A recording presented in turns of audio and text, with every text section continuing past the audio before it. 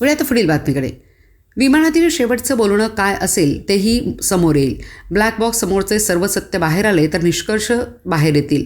धावपट्टीला धडकलं, मग त्याचा स्फोट झाला हे समजू शकतो. खाली पडणार हे मला कळलं नाही. मी त्यात एक्सपर्ट नाही, त्यामुळे एक्सपर्टचा महत्त्वाचा आहे.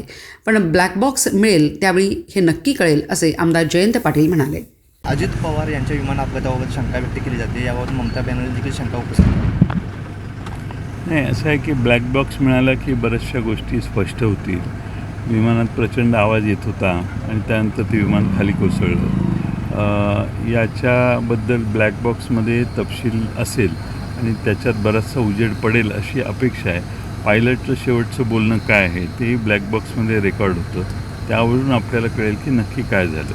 आता ते ब्लॅक बॉक्समध्ये आहे ते सगळं सत्य बाहेर आलं तर मग आपल्याला त्यावर निष्कर्ष करता येईल. पण असा मी यापूर्वी अपघात बघितलेला नव्हता.